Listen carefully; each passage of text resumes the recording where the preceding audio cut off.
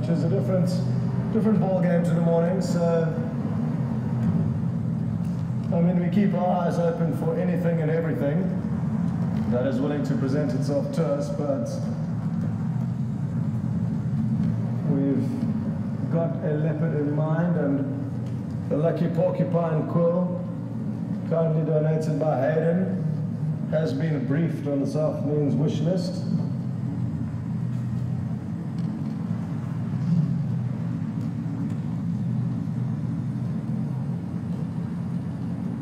Well, here are some zebra, which we really did want to see earlier. Like I said, the tracks down to the waterhole got me excited.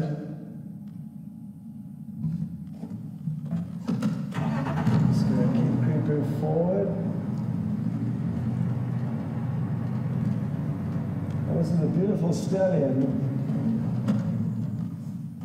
that you're looking at now, and he's following quite a young female around, and I can't see any others, so it would be interesting to know what exactly is going on here. Let's see if we can get another angle.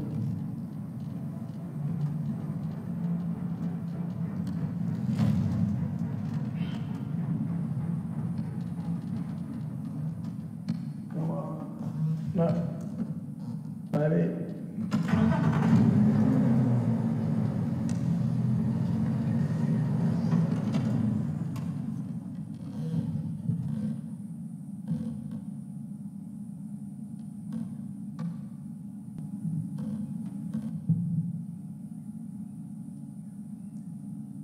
This again is a good example of how camouflage doesn't necessarily have to be color orientated, like I mentioned with the scorpions earlier. So you wouldn't presume black and white being ideal colors to fit in the wilderness of Africa, but as I said, breaking up one's body shape and outline of a figure is critical, and that's exactly what these stripes do. They lead off in all different directions, some vertical, some horizontal, which it makes it difficult for predators to lock on to a target like this, especially considering that predators have got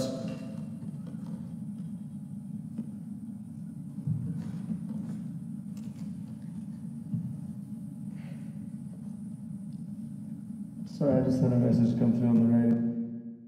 Animals.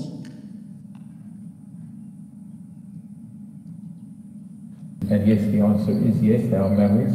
All mammals have 7 vertebrae in the neck, 7 cervical vertebrae, as we do. And yes, the answer is yes, they are mammals. All mammals have 7 vertebrae in the neck, 7 cervical vertebrae. Except for bush babies. I think bush babies, there's something about bush babies that they don't have, their eyes cannot turn in their sockets. Except for bush babies. I think the bush babies, there's something about bush babies that they don't have, their eyes cannot turn in their sockets. If I'm able to find some giraffe vertebrae, especially cervical vertebrae, I know where there was a kill many years ago. If I'm able to find going around, it would be interesting to see giraffe vertebrae, especially cervical vertebrae. I know where there was a kill many years ago. From one of the kills, I remember sitting almost right here watching lions, 5 big male lions eating that buffalo. Okay. Let's try and keep up with them.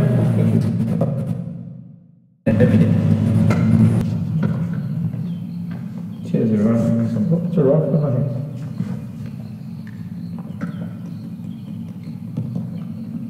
Speaking of drinking, I'm thirsty.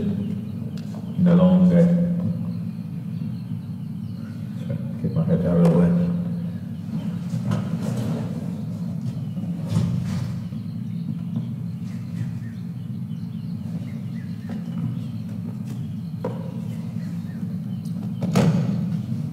Still looking good.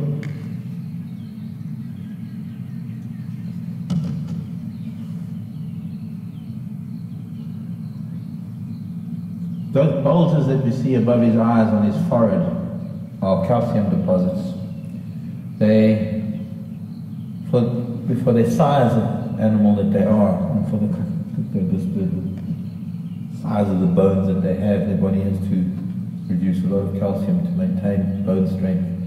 And over years, you get these calcium deposits that build up on the forehead. Can be a sign, not can be, but it is a sign of age. And this is a bull in his prime. Age-wise, I couldn't tell you. It'd be nice to look at his teeth and see how worn they are.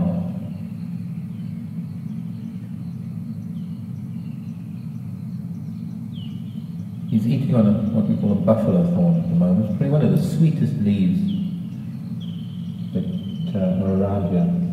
Highly palatable leaf. Hence the thorns that have developed on the tree. You get a curved thorn and a hook thorn on the buffalo thorn. But despite these very, very harsh thorns, he's able to wrap his tongue and his lips around them. And he'll press the branch against his palate with his tongue and strip all the leaves. The thorns won't even affect him.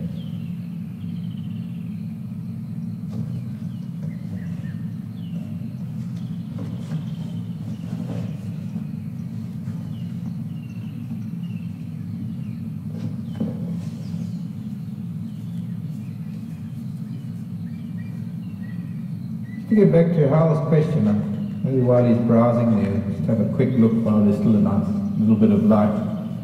Just want to give you an idea of all the different giraffe patterns that we get, all the different subspecies throughout the continent. 3, 6, 9, these are sort of 12 different patterns on these giraffes.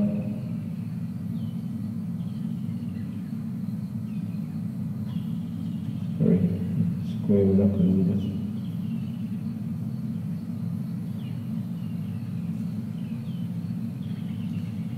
This is the reticulated. The reticulated giraffe up in 4. No. CA7. Where is the key to that? And then CO.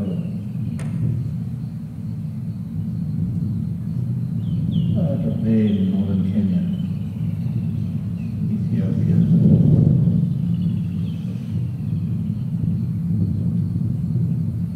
And that would be Cotonia, yellow.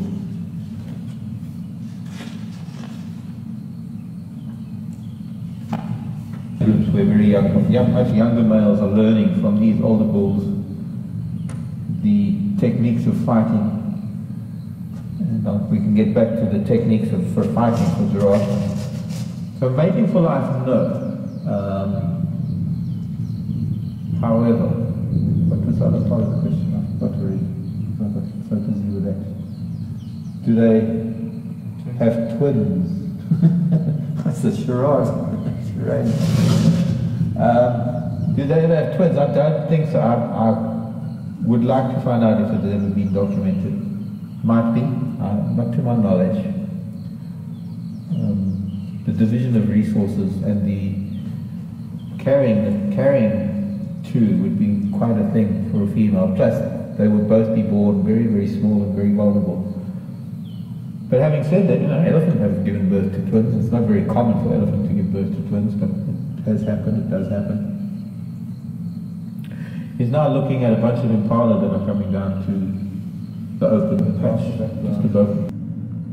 Turn this back on us. And is that what I think it is? No, it's chasing an insect or something.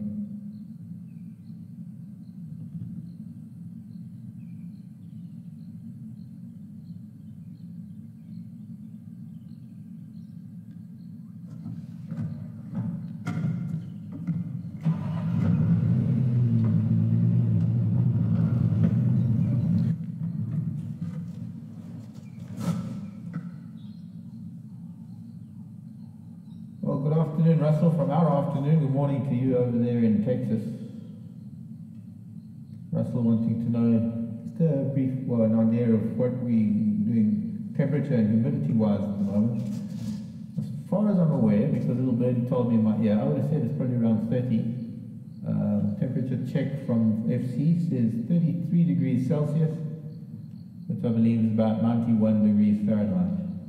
And since we don't have any other real gauges, I guess humidity is probably around 60–70%, maybe a little higher. This is what our sky looks like at the moment. A huge storm, hard to really tell, but to the right of that beautiful flare of a pre-sunset glow, we have cloud, very, very deep cloud. Must be quite a big storm that has been moving. The escarpment, the Drakensberg Mountains run along that well, far in the distance. We can't see them because they're obscured by the storm. But this whole storm is moving up along the escarpment to the north. Hopefully it's going to expose the sunset when it is setting. And from this, where the sun is now, moving towards the south, we've almost got blue skies, beautiful blue skies.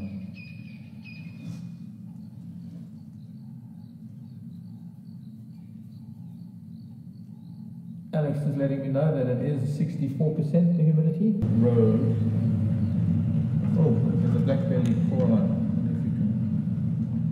It's a wonderful afternoon, late afternoon, early evening. And a waterhole here in Africa.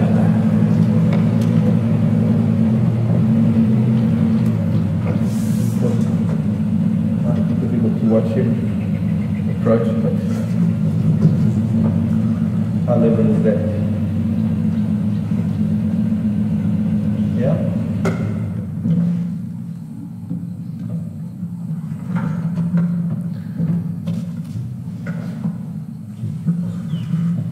Very beautiful scene of peaceful scene. Everybody's just doing their own thing. Safety in numbers. The impala come out, zebra come out, giraffe. I hope we'll see that there are a number of. Yep, he's looking this way. Number of other things around that make him feel a lot safer. You often find giraffe and zebra together. They complement each other when it comes to danger. They're not in competition for the same food, so they don't need to worry about that. But the giraffe with his head above the trees can get a better idea of long distance danger, whereas the zebra are very well skilled in listening out for danger. They don't see as well as some of the other things do, like impala maybe, but zebra are pretty astute. They've got a good sense of smell, a good sense of hearing. And sense of hearing can be very important when it comes to predation, or being aware of predators, because you're not necessarily listening for the predator, you're listening for other things reacting to the predator. There's actually so much happening here at the moment. The geese or the ducks, the Egyptian geese are swimming past the buffalo, there are impala rams sparring, two youngsters sparring next to the dam. The other side of the buffalo.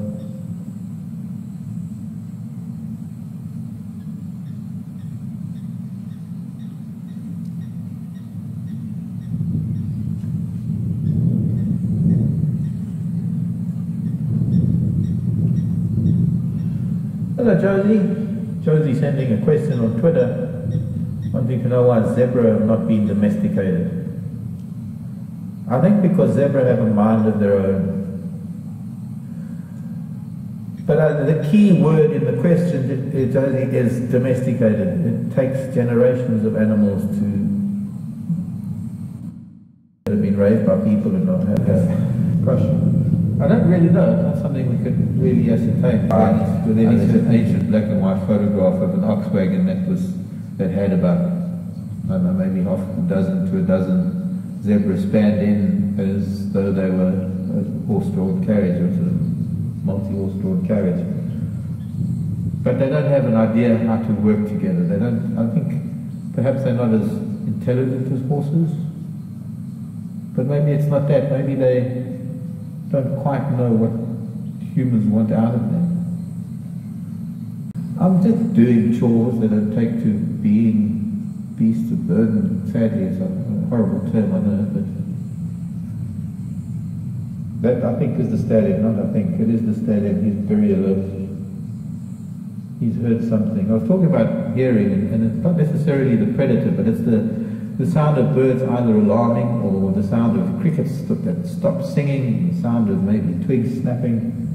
There are a number of sounds that can alert an animal to the presence of a predator. But it's in particular, it's the alarm calls that other animals make. And so hearing is a very, very important sense when it comes to not being eaten. He who senses the predator first is the first one to get away, and the least likely to be caught. And if you're the one giving off the alarm call, and you're the one that sees it, you can be sure that the predator is not going to go for you, because the element of surprise is gone.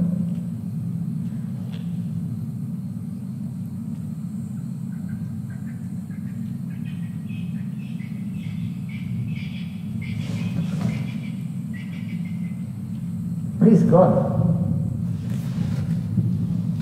I haven't noticed, but he's not giraffe. But maybe he's moved around those bushes. But he seems to have moved off.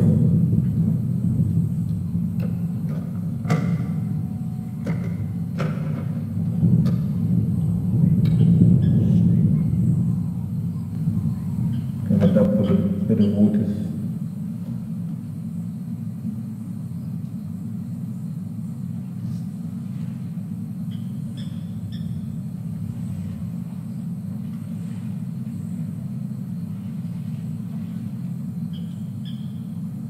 That feeling that there's a bit of rain in the air.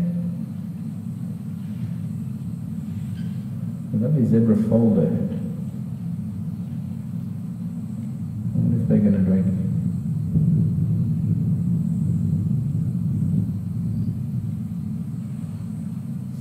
Sorry, you were on the buffalo, I should have been watching. The boys are getting ready to go out, and they've had their day in the water, and now it's time to go and replenish those stomachs. Or at least replenish the stomach with fresh grasses.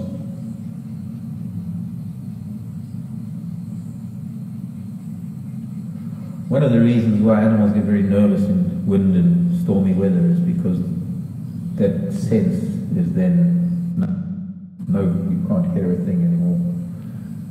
And, or rather, you can't hear those subtle sounds. Well, it looks like that little drink. And this weather is turning a little bit. They are far less relaxed than they were.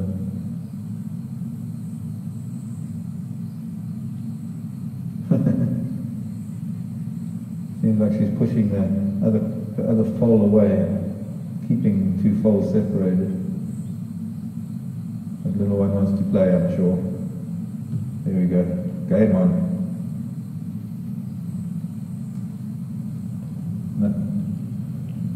Stallion's not happy, he's taking them away.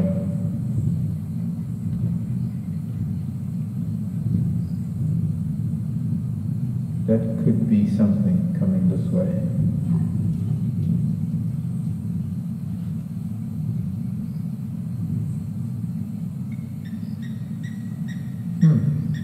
Very interesting. Very interesting. A little bit far from where the kahumas were earlier today. They were on the other side of the treehouse dam. Or maybe it's something else. Impala haven't sensed anything yet. But something made the zebra uneasy. There was something that, also the blacksmith lapwing or blacksmith plover that was here started just chirping a little bit. Impala all stopped, they're all listening, they're listening. No, not much happening. 2-year-old doesn't like the picture.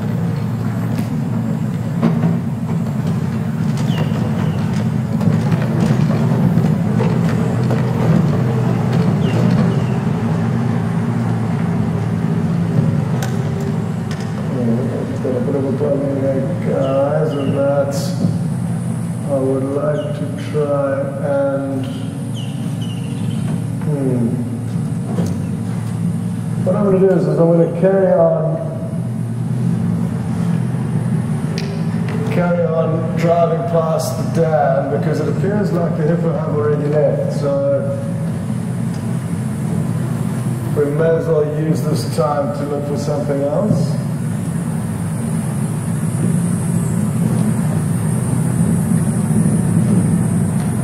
So that way, show you first thing in the morning. Come on, chameleon, where are you hiding? It's funny, some nights you drive and you can see like 4 or 5 within a very short stretch of road. But as that's the bush and that's how it is out here, it can be the same for all the animals we see.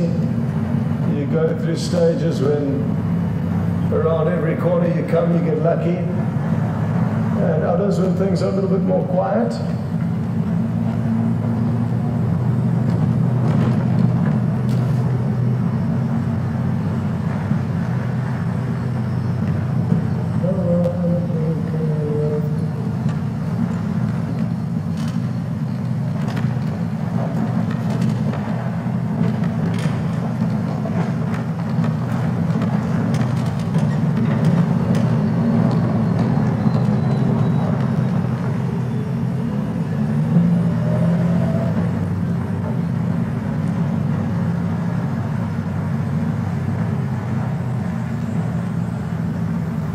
Well, folks, thanks very much for joining us this afternoon, and for those of you who were here from the start of the drive, well, I hope you thoroughly enjoyed that elephant sighting, because I really did.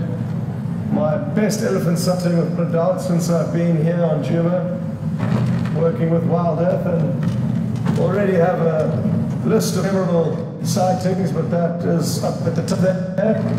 And like I had some technical difficulties with Jigga early on, which is a pity, so glad that he managed to get that up and running, and it's nothing major. So as of tomorrow, like I said, we'll both be on the morning drive, and we look forward to exploring this beautiful wilderness with you.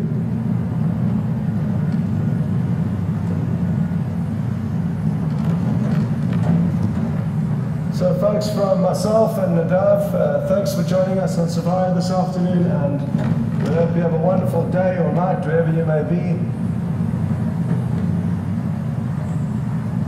See you tomorrow morning.